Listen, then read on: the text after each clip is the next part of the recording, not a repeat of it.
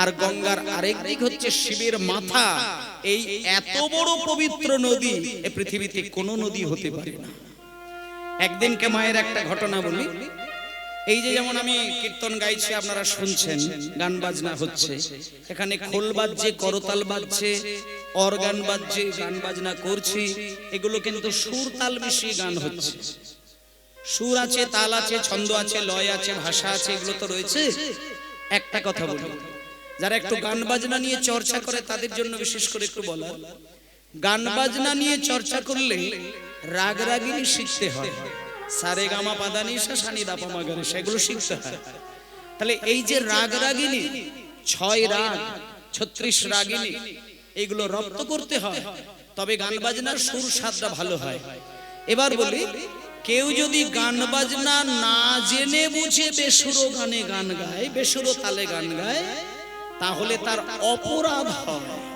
কেন অপরাধ হয় সেটাও একটুখানি বলে দিই। একদিনকে বৈকুণ্ঠ ধামে নারদ মুনি গান ধরেছিলেন।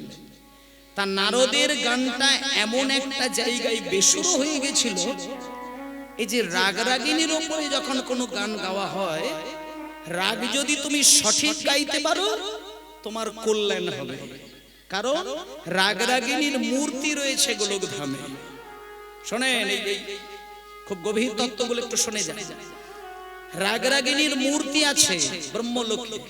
কেউ যদি এই মর্তধামে রাগ গায়, গোলকের রাগ রাগিনীর মূর্তিগুলো খুশি হয়ে যায়, সেইখান থেকে তার আশীর্বাদ এসে যায় সেই সঙ্গীত শিল্পীর কাছে। সেই জন্য কেউ গান বাজনা গেয়ে যদি কাউকে সুখ দেয়, নিয়ম আছে, তাকে দক্ষিণা দিতে হয়। কারণ একটা শিল্পী যদি সঠিক সুরে গান গাইতে পারে, তাহলে গোলকের রাগ রাগিনীর কাছ থেকে যে কৃপাটা, সেটা ওই সঙ্গীতের দ্বারা শ্রোতাদের হৃদয়ে কিন্তু চলে যায়। আমি গান গাইছি, যদি আপনাদের ভালো লাগে, তাহলে জানতে হবে স্বর্গের কৃপাটা সঙ্গীতের দ্বারা আপনার হৃদয়ের মধ্যে পৌঁছে গেল। তা তেমনি ভাবে একদিনকে নারদ মুনি এমন রাগ রাগিনী ধরেছিল, রাগ যদি সঠিক গায় তাহলে রাগ রাগিনীর মূর্তিগুলো খুব সুখ বোধ করে, আর রাগ যদি কেউ ভুল গায় তাহলে স্বর্গের যে রাগ রাগিনীর মূর্তিগুলো আছে ওগুলো সব বিকৃত হয়ে যায়। কেউ বেঁকে যায়, কারোর মুখ বেঁকে যায়, কারোর দেহটা বিকৃত হয়ে যায়, কারোর চোখগুলো বাইরে বেরিয়ে আসে। ওই রাগ রাগিনী ভুল গাইলে রাগ রাগিনীর মূর্তিগুলো যখন বিকৃত হয়ে যাবে, তখন কিন্তু যিনি গান গাইলেন তার কিন্তু অকল্যাণ হয়। এবার বলে দিই, নারদ মুনি একদিনকে এমন একটি বীণা যন্ত্রের মধ্যে রাগ ধরেছিলেন, যে রাগের সুরে রাগ রাগিনীর মূর্তিগুলো সব বেঁকে গেছিল। এইবার নারায়ণ গিয়ে নারদ মুনিকে বললেন যে, নারদ, তুমি তোমার ওই বীণা যন্ত্রে এমন রাগ গেয়েছো, তুমি আমার সঙ্গে এসো, তোমাকে একটা জিনিস দেখাই। বলে নারদকে নিয়ে গিয়ে রাগ রাগিনীর যে মূর্তিগুলো দাঁড়িয়ে রয়েছে সেইখানে নারদকে দাঁড় করালেন। নারদ মুনি দেখছে কেউ বেঁকে গেছে, কেউ গো গো করছে, কেউ শস্য করছে, কেউ কাঁদছে, কারোর পা ছেড়ে গেছে, কারোর হাত বেঁকে গেছে।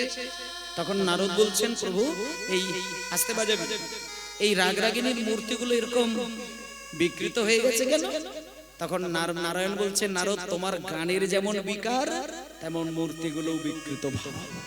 বলে তাহলে এর জন্য কি হবে না, এই যে তুমি ভুল গান গাইলে তার জন্য রাগ রাগিনীগুলো অসুস্থ হয়ে গেল, এর জন্য বৈকুণ্ঠ ধামে কিন্তু অশান্তি আসবে, বৈকুণ্ঠ লোক কিন্তু অকল্যাণ হবে। একমাত্র বৈকুণ্ঠ লোকে শান্তি ফেরাতে পারে একজন, কেউ যদি আবার পুনরায় রাগগুলোকে সঠিক করে গাইতে পারে। বলে, ও মা, আমি তো আর গাইতে পারবো না। বলে, তুমি গাইতে পারবে না ঠিক আছে, কিন্তু কেউ যদি রাগ রাগিনীগুলো আবার সুন্দর করে গাইতে পারে, তখন রাগ রাগিনীগুলো আবার সুন্দর হয়ে দাঁড়াবে আর স্বর্গের সুখ হবে। এইবার নারদ বললেন, তাহলে রাগ রাগিনীগুলো কে সঠিক করে গাইবে? বলে, রাগ রাগিনী সঠিক করে গাইতে পারে এই 33 কোটি দেবতার মধ্যে একজন। তিনি কে না, তিনি হলেন দেবাদিদেব মহাদেব। এই যে গান বাজনা আমরা গাই, এর তত্ত্ব বুঝতে গেলে এক কথাই বলা যেতে পারে, গান বাজনার মূল স্রষ্টা কিন্তু ভোলানাথ। শব্দের মূল স্রষ্টা হচ্ছেন ভোলানাথ, সুরের মূল কারিগর হচ্ছেন ভোলানাথ। সুরের যদি স্রষ্টা ধরতে হয় একমাত্র শিব ঠাকুরকেই ধরা হয়।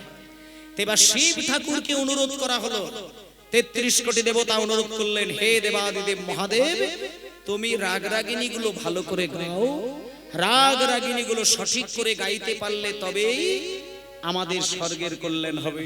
তখন শিব ঠাকুর বললেন, দাঁড়াও, রাগ রাগিনী গুলো আমি গাইতে পারি, তবে আমার উপযুক্ত শ্রোতা হতে হবে।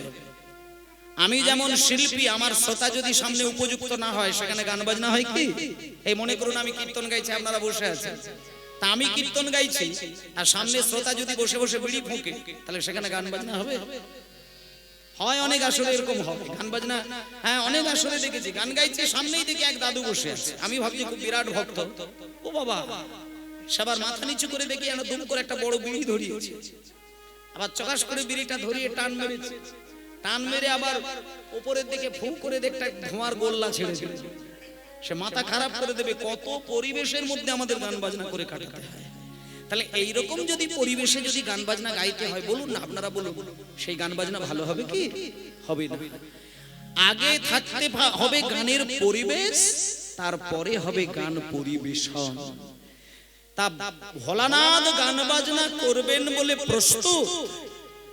এমন সময় ভোলানাথ বললেন, আমার গানের উপযুক্ত শ্রোতা যদি সামনে না বসে আমি গান গাইব না। তখন ভগবান ৩৩ কোটি দেবতা বললেন যে, হে ভোলানাথ, তুমি যদি গান গাও তাহলে তোমার উপযুক্ত শ্রোতা কে হবে তুমিই বলো, তাকেই আমরা বসাবো। ভোলানাথ বলছে, আমার উপযুক্ত শ্রোতা কাউকে হতে হবে না, আমার হাজার হাজার লক্ষ লক্ষ ভক্ত হওয়ার দরকার নেই, একজন যদি খাঁটি ভক্ত সামনে থাকে তার জন্যই আমার গান বাজনা হয়ে যাবে। বলে তাহলে কে হবে? বলে কাউকে থাকার দরকার নেই, আমার সামনে শঙ্খ চক্র গদা পদ্মধারী শুধু নারায়ণকে বসিয়ে রাখো। আমি ভগবান বিষ্ণু গান গাইব, আমি দেবাদিদেব মহাদেব গান গাইব, আর আমার সামনে ভগবান বিষ্ণু চোখ বন্ধ করে গান শুনবে। আমার গান শুনে যদি নারায়ণের সুখ হয় তাহলে জানতে হবে গোলক ধামের রাগরাগিনীর মূর্তিগুলো ঠিক হবে এবং জগতের কল্যাণ হবে। এই বলে মায়েরা, দেবাদিদেব মহাদেব এমন চোখ বন্ধ করে গান ধরেছেন, ভালো করে খেয়াল করবেন, এমন চোখ বন্ধ করে ভোলানাথ গান শুরু করেছেন যে গান নারায়ণ শুনতে শুনতে, নারায়ণ শুনতে শুনতে নারায়ণের সর্ব অঙ্গ ধীরে ধীরে ধীরে ধীরে বিগলিত হতে শুরু করল। রাগ রাগিনীর সুরে নারায়ণের দেহ বলতে শুরু করে দিল, নারায়ণের বিগলিত রসধারা প্রবাহিত হয়ে চলল। যখন গান বাজনা শেষ হলো তখন ৩৩ কোটি দেবতা আনন্দের সঙ্গে বলে উঠল, হে ভোলানাথ, তুমি গান গেয়ে নারায়ণকে সুখ দিলে, স্বর্গের সুখ ফিরিয়ে দিলে, বলো তুমি দক্ষিণা স্বরূপ কি চাও? তখন ভোলানাথ বললেন, আমার দক্ষিণা স্বরূপ কিছু চাই না, টাকা পয়সা সোনাদানা কিচ্ছু চাই না, আমি একটা জিনিস চাই। আমি এই যে গান শুনিয়ে নারায়ণকে সুখ দিলাম, আমার গান শুনে নারায়ণের সর্ব অঙ্গ যে বিগলিত হতে শুরু করলো, এই বিগলিত রসধারা আমি যেন সারা জীবন মাথায় ধারণ করতে পারি। নিতাই গৌর প্রেমানন্দে হরি বল। একমাত্র ভোলানাথ গান শুরু করেছিল বলে নারায়ণের অঙ্গ গলেছিল, আর নারায়ণের অঙ্গ গলেছিল বলে সেই বিগলিত রসধারাটা আজকে বয়ে এসেছিল মর্তধামে ভগীরথের কাছ থেকে নিয়ে আসা, যেটার নাম হলো ভাগীরথী, যার আরেক নাম হলো গঙ্গা, আর সেই গঙ্গার নিষ্পত্তি শিব ঠাকুরের মাথায়, আর যার উৎপত্তি আমার ভগবান শ্রী বিষ্ণু। শ্রী বিষ্ণুর চরণ থেকে গঙ্গার উৎপত্তি, আর ভোলানাথের মস্তকে নিষ্পত্তি। তাই ভক্তমণ্ডলী মায়েরা, আজকে যে গঙ্গার কথা আমরা বললাম, সেই গঙ্গা হচ্ছে নদিয়ার সুরধরী গঙ্গার কুলে জল গড়িয়ে যাচ্ছে।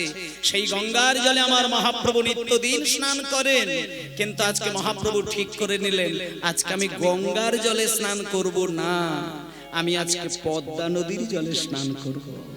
পদ্মা নদীর তীরে আমার শ্রী গৌরাঙ্গ রায়, হরি হরি বল। নদীর তীরে আমার শ্রী গৌরাঙ্গ রায়, পদ্মা নদীর তীরে আমার শ্রী গৌরাঙ্গরা আর ভক্তগণ সঙ্গে করি হরি গুণ ভক্তগণ সঙ্গে করি হরি গুণ গায় ভক্তগণ সঙ্গে করি হরি গুণ গায় তাদের আনন্দ ধরে না আনন্দ ধরি না আনন্দ ধরে না আনন্দ ধরি না আনন্দ ধরে না তাদের আনন্দ ধরে না আনন্দ ধরে না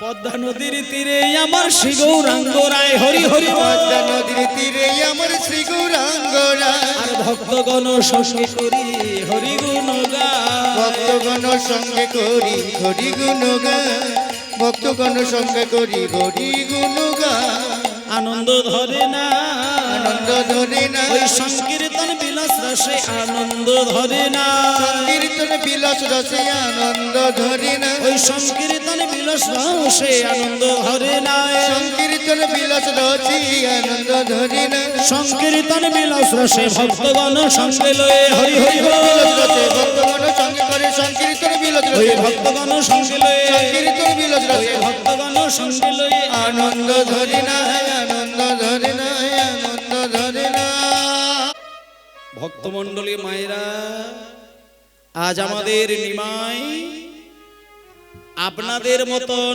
ভক্তদেরকে সঙ্গে নিয়ে নবদ্বীপের সুরধনী গঙ্গাকে ছেড়ে দিয়ে তিনি চলে এসেছিলেন মুর্শিদাবাদ জেলায়। আপনারা যদি কোনোদিন মুর্শিদাবাদ জেলার হাজারদুয়ারিতে বেড়াতে যান, হাজারদুয়ারি বেড়াতে গেলে ওইখান থেকে মাত্র আর কিছুটা দূরেই দেখবেন পদ্মা নদীর পবিত্র জল। যে পবিত্র জলে পবিত্র ঘাটে আমার পরম ব্রহ্ম শ্রীকৃষ্ণ চৈতন্যদেব স্নান করেছিলেন। আমি সেই জায়গায় 3 বার গিয়েছিলাম, যাওয়ার সৌভাগ্য হয়েছিল। আপনারা তো বহু জায়গায় বেড়াতে যান, বহু তীর্থ বেড়াতে যান, কিছু কিছু পবিত্র জায়গাগুলো একটু ছুঁয়ে আসবেন। কিছু কিছু স্থানে যদি আপনার দেহটাকে স্পর্শ করিয়ে আসতে পারেন, এই দেহের মধ্যে অনেক শুভ দিকগুলো কিন্তু ফুটে ওঠে। দেহ যদি কিছু জায়গায় ছুঁয়ে আসেন তাহলে দেহের কল্যাণ হয়। কোনো কোনো জায়গায় যদি আপনার মন ছুঁয়ে আসেন তাহলে মনের অনেক কল্যাণ হয়। কোনো কোনো জায়গায় যদি মস্তক স্পর্শ করে আসেন তাহলে আপনার বুদ্ধিমত্তার পরিচয় পাওয়া যায়। এগুলো ফেলে দেওয়ার জিনিস নয়।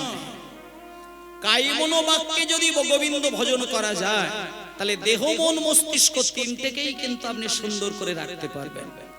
আপনার মন ভালো কিন্তু দেহ ভালো নয়, আপনার দেহ ভালো কিন্তু আপনার মন ভালো নয়, আপনার দেহ ভালো মন ভালো কিন্তু বুদ্ধিটা ভালো নয়, এটা হতেই পারে। কিন্তু তিনটেকেই যদি সুন্দর করে সাজিয়ে জীবন যাপন করতে হয় তাহলে কিছু কিছু জায়গায় আমাদের একবার করে মাঝে মাঝে যাওয়ার দরকার। অকারণে তীর্থে কেউ বেড়াতে যায় না। কিছু কিছু দিক আছে, শুভ দিক আছে, সেগুলোকে দখল করতে হয়। যেমন আমি আপনাদের বলে দিই, আপনারা মুর্শিদাবাদের জলঙ্গি বলে একটি জায়গা রয়েছে, সেই জলঙ্গির বিখ্যাত জায়গা, সেখানে একবারটি যাবেন। পারলে দুটো কাজ করবেন। সেইখানে যে পদ্মা নদীটা রয়েছে, নদী থেকে একটু জল নিয়ে আসবেন, আর ওই পদ্মা নদীর মাটি একটু সামান্য তুলে ঘরে আনবেন। কারণ ওই মাটির ওই জলে আর ওই নদীর মাটিতে আমার চৈতন্যদেব তিনি উজাড় করে দিয়েছিলেন তার নিজ প্রেম সম্পদ। একটা দিন দিয়েছিলেন, সেটা কোন দিন? সেই দিনের ঘটনাই আপনাদের কাছে আমি শোনাবো। ভক্তদেরকে সঙ্গে নিয়ে ওই জলঙ্গি নদীর ধারে গিয়ে একটা ঘাটে ভক্তদেরকে আগে জলে নামিয়েছেন। তারপরে ভক্তদেরকে বললেন, হে ভক্তগণ, তোমরা আজকে স্নান করো, আমি তোমাদের শেষে স্নান করব। এই বলে ভক্তগণ যখন জলের নাম নেমেছে, ভক্তরা যখন জলে নেমে পড়েছে, এমন সময় মহাপ্রভু তাদের চোখ আড়াল করে তাদেরকে লুকিয়ে হঠাৎ করে মহাপ্রভু ছুটে গিয়ে জঙ্গলের ভেতরে ঢুকে গেলেন। ভক্তগণ বুঝতে পারলেন না যে মহাপ্রভু ছুটে জঙ্গলের ভেতরে গেল কেন। হুমা জল থেকে তাড়াহুড়ো করে উঠে জঙ্গলের পথে যখন ভক্তগণ ছুটে গেছে, দেখলো জঙ্গলের ভেতরে একটা গাছের তলায় দাঁড়িয়ে মহাপ্রভু বুক চাবড়ে চাবড়ে কাঁদতে কাঁদতে একজনের নাম ধরে ডাকছে। তিনি কে? এমন একজনের নামটা ধরে ডাকলেন, এই নামটা মহাপ্রভু এর আগে কোনোদিন মুখে উচ্চারণ করেননি। ভক্তগণ শুনে অবাক হয়ে গেলেন। ভক্তগণ বলা বলি শুরু করলেন, মহাপ্রভু কাকে ডাকছে? কে? আকাশের দিকে তাকিয়ে বুকের মাঝে হাত রেখে নয়ন ধারায় ভাসতে ভাসতে কাকে ডাকছেন মহাপ্রভু? কান পেতে শুনলেন মহাপ্রভু চিৎকার করে, নর নর বলে প্রভু ডাকে বার বার, হরি হরি প্রভু ডাকে বারে বার, নর নর বলে প্রভু নুরু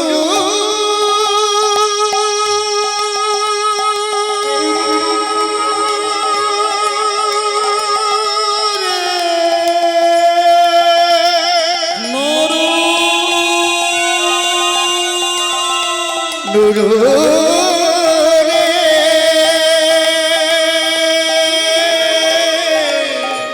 নরু রে নুরু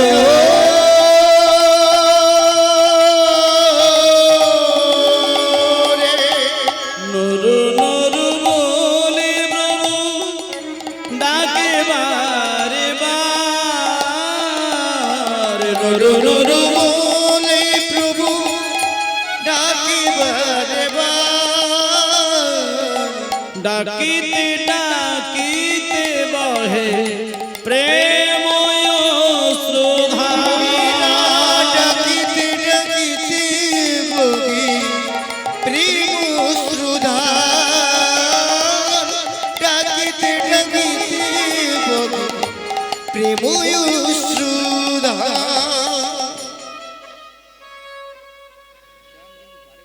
একজন একজন ঠিক আছে, একজন ভক্ত মহাপ্রভুর এই দৃশ্য দেখে সহ্য করতে না পেরে মহাপ্রভুর সামনে এসে দাঁড়ালেন। আচ্ছা আচ্ছা আসবেন, ঠিক আছে। হরে কৃষ্ণ।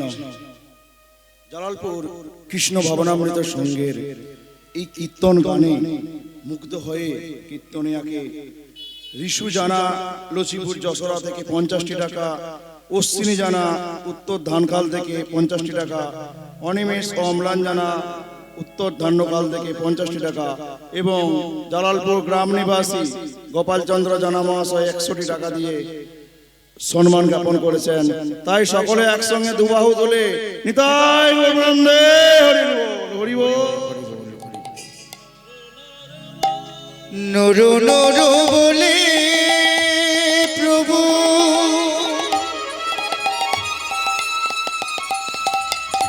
ডাকে বারে বার, নরু নরু বলে প্রভু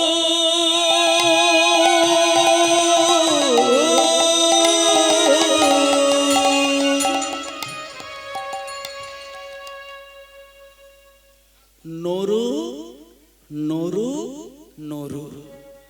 এবার এই নরু শব্দটা যখন মহাপ্রভু বারবার বারবার বারবার বারবার করে বলছেন, ভক্তরা তো এই নামটা মহাপ্রভুর মুখ থেকে কোনোদিনই শুনতে পায়নি।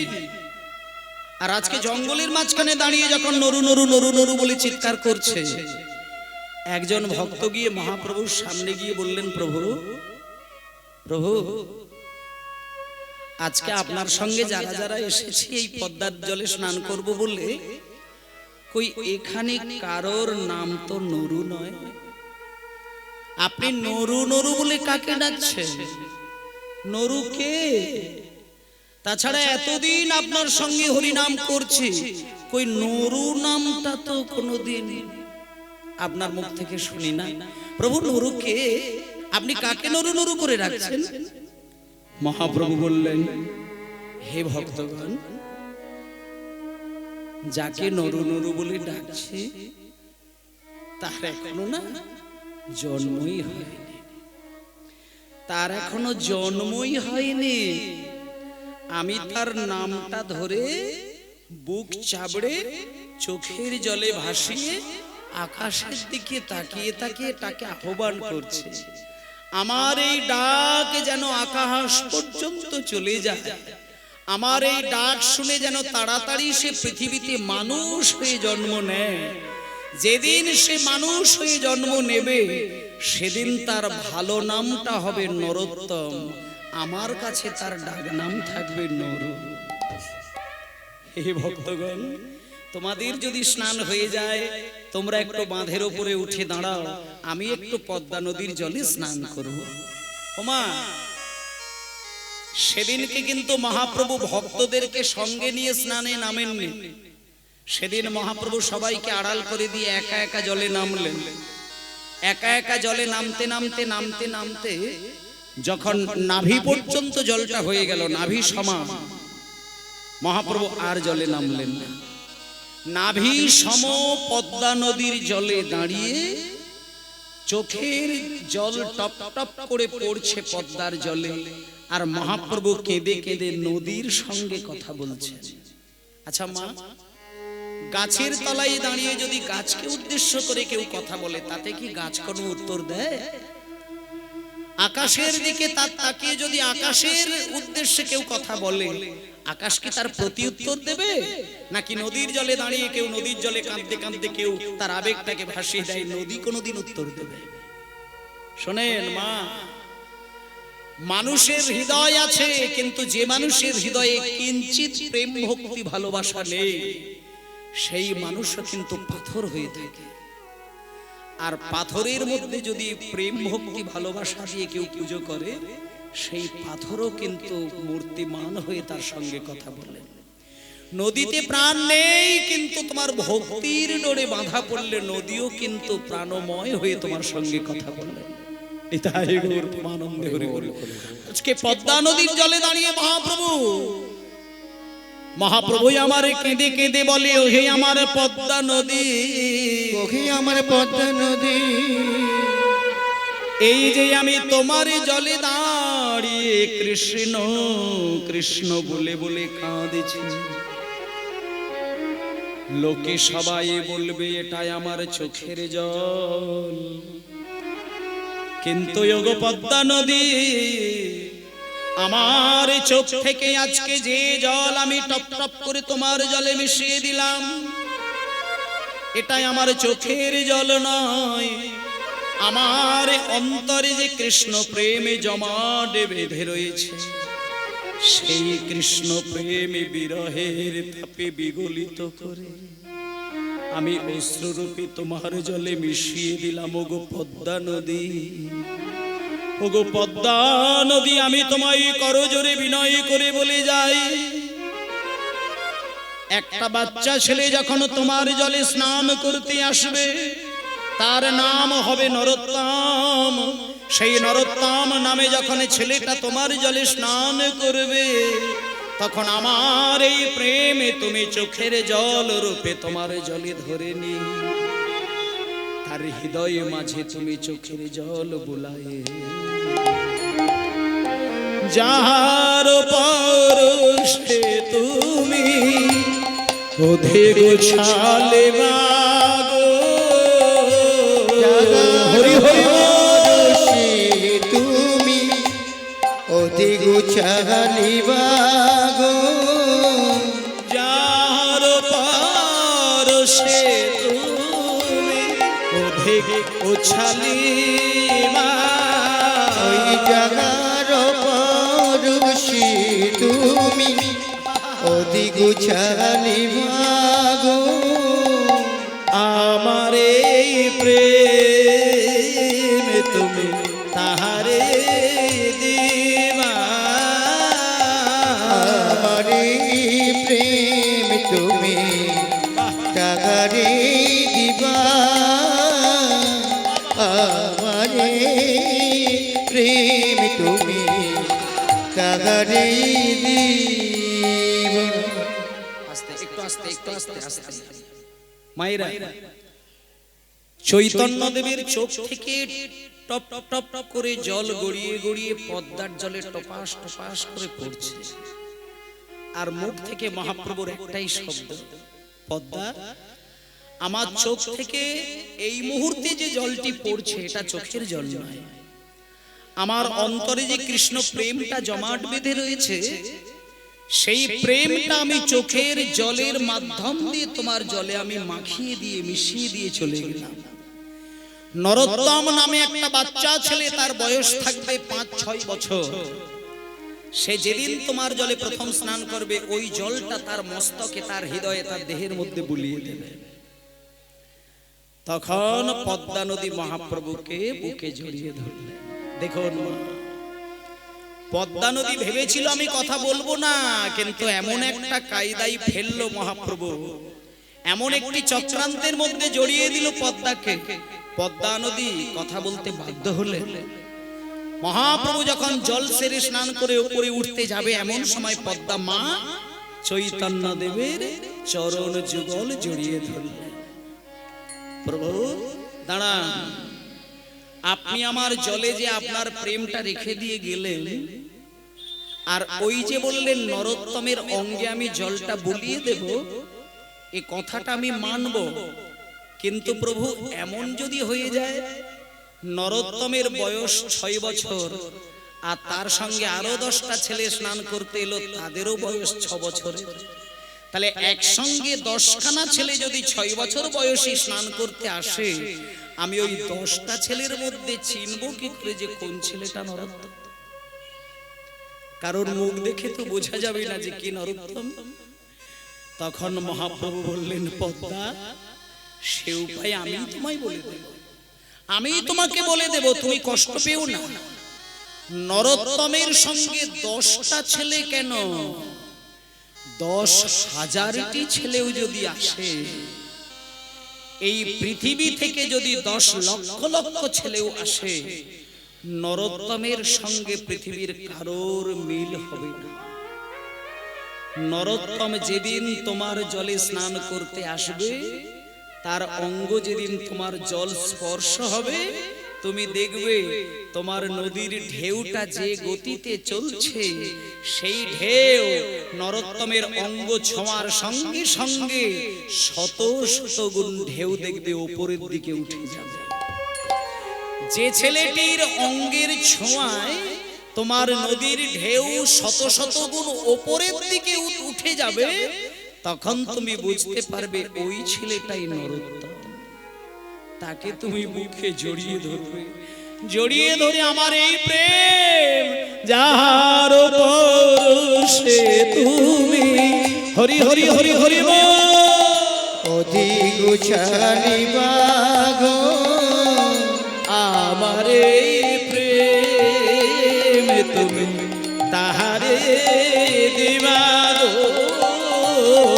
আমার প্রেম তুমি তাগারে দিবাগো, আমার প্রেম তুমি তাগারে দিবা।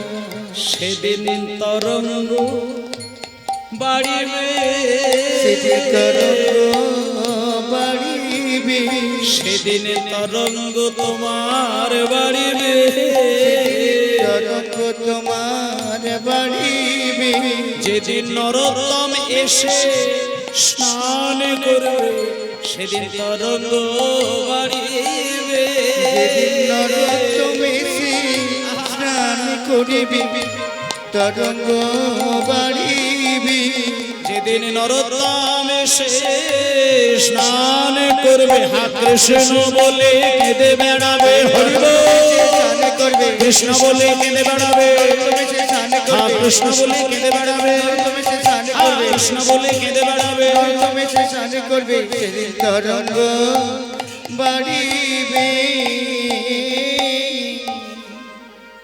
বাহ, ও বাবা, বিষয়টা কিন্তু বুঝতে কোনো অসুবিধে হলো না। মানে আমার নিমাই কত বড় দয়াময়, তিনি এই দোল পূর্ণিমার দিনে জন্মগ্রহণ করে 24 বছর তিনি বাংলার ঘরে থাকলেন। 24 বছর বয়স যখন ওনার হয়েছিল, মাঘ মাসে ঠান্ডার দিনে তার বিষ্ণুপ্রিয়া দেবী ছিল তার সহধর্মিণী, আর সচিমা ছিল তার মা।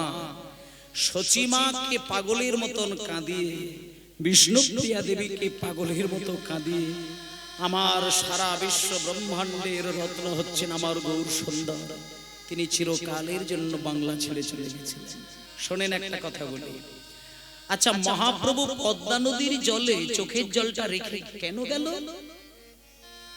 এই অনুভূতিটা যদি বাঙালির থাকতো, তাহলে বাঙালি চৈতন্যদেবকে কোনোদিন বাংলা ছেড়ে সন্ন্যাসে পাঠাতো না। যদিও বা সন্ন্যাসী হয়েছিল, অন্তত পুরীর মন্দিরে গিয়ে কাশীনাথ মিশ্রের রাজপ্রাসাদে থাকতো না। তখনকার দিনে বাংলার মাটিতেও কিন্তু অনেক বাঙালিদের মধ্যে রাজা গজা দাদা নেতা ছিল, কিন্তু মহাপ্রভুকে তার রাজপ্রাসাদে রেখে দিয়ে সেবা করবে এমন বাঙালি বাংলার মাটিতে ছিল না। তিনি 24 বছর বয়সে সন্ন্যাস ধর্ম গ্রহণ করে তার স্ত্রী বিষ্ণুপ্রিয়া দেবীকে পাগলের মতন কাঁদিয়ে, আর সচিমা তো কাঁদতেই পারল না। যেদিন জানলো যে আমার নিমাই সন্ন্যাসী হয়েছে, সচিমা নীরব, নিথর পাষাণ। সচিমা শুধু একটা কথা ভাবলো, যে নিমাইয়ের প্রথম বিবাহটা লক্ষ্মীপ্রিয়া দেবীর সঙ্গে আমি দিয়েছিলাম, সে নিমাইয়ের দোষেই মারা গেল। আর আজকে বিষ্ণুপ্রিয়াকে বৌমা করে ঘরে নিয়ে আসলাম, সেই নিমাই আবার সন্ন্যাসী হয়ে বেরিয়ে গেল। আমি বৌমাকে কি বলে ভোলাবো? শুধু বৌমার মুখের দিকে তাকিয়ে, আর ছেলে সন্ন্যাসী হয়েছে এই বিরহে সচিমা নীরব হয়ে কাঁদছে, আর বিষ্ণুপ্রিয়া আছাড় কাছাড় খেয়ে পাগল হয়ে যাচ্ছে। নিমাই সন্ন্যাসী হয়ে গেল। যেদিনকে পদ্মার জলে স্নান করলো, তার কয়েক মাস পরেই নিমাই বাংলা ছেড়ে বেরিয়ে গেল। তিনি বাংলা ছেড়ে বেরিয়ে যাবেন এটা জানতেন বলেই কিন্তু ওই পদ্মার জলে একটা জিনিস রেখে দিয়ে বেরিয়ে গেছিল। সেটা আমাদের কাছে পৌঁছে দেবে কে? যে জিনিসটা রেখে দিয়ে গেছিল সেটা নরোত্তমের জন্য রাখেনি, ওটা আমাদের জন্যই রেখেছিলেন। শুধু নরোত্তমকে দিয়েছিল নরোত্তমের মাধ্যম দিয়ে আমরা পাবো বলে।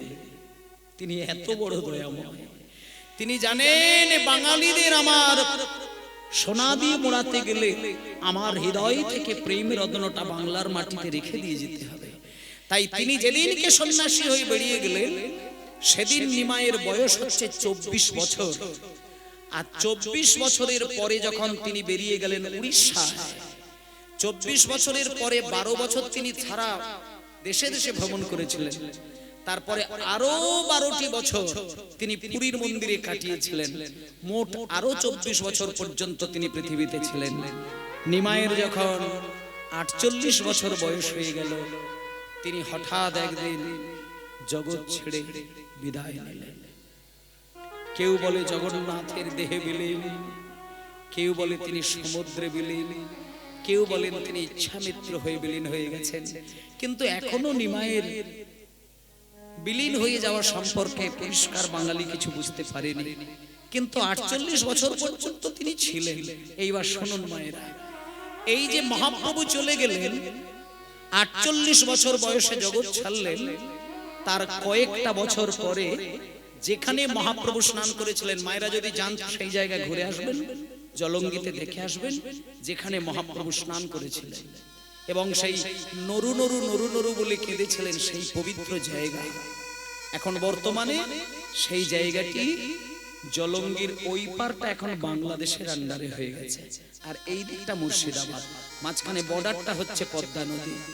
সেই নদীর ওই পারে এখন যদি আপনারা হঠাৎ কোনোদিন কেউ গিয়ে থাকেন, দেখবেন রাজশাহী জেলা নামে একটা জেলা রয়েছে, যে জেলার মাঝখানে একটা গ্রাম রয়েছে খেতুরি গ্রাম। সেই গ্রামের মাঝখানে একটা বিরাট রাজপ্রাসাদ রয়েছে, যে রাজপ্রাসাদের রাজার নামটা আমি বলে দিচ্ছি, নামটা হলো কৃষ্ণানন্দ দত্ত। আর সেই রাজার স্ত্রী ছিলেন নারায়ণী দেবী। নারায়ণী দেবী স্বামীর সেবা করেন, কিন্তু গর্ভে সন্তান হয়। নারায়ণী দেবী সন্তানের আশায় একটা গোপাল ঠাকুরকে কোলের মাঝখানে রেখে তিনবার কেঁদে কেঁদে ত্রিসন্ধ্যাকার গোপালের স্নান করিয়ে দিতেন চোখের জলে। আমরা গোপালের চরণ ধুয়ে দিই নদী থেকে জল নিয়ে, গঙ্গা থেকে জল এনে, কিন্তু নারায়ণী দেবী রাজার চরণ সেবা করেন চোখের জলে, আর গোপালের স্নান করিয়ে দেন কাঁদতে কাঁদতে। কেন বলুন তো? একটা জিনিস পাওয়ার জন্য।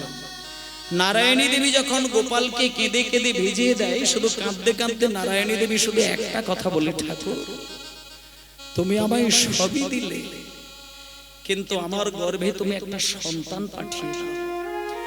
তোমার কৃপায় যে ছেলেটি আমি পাবো, সেই ছেলেটি জন্মের পর থেকে যেন তোমাকে সেবা দিয়ে যেতে পারে, আর আমি কিচ্ছু চাই না। নিতাই গৌর প্রেমানন্দে হরি বল। আমরা ছেলে পুলের কামনা করি, বৃদ্ধ বয়সে খেতে পাওয়ার আশা, আর নারায়ণী দেবী সন্তানের বাসনা করছেন কৃষ্ণ সেবা করার আশা। দুটো তফাৎ দেখুন।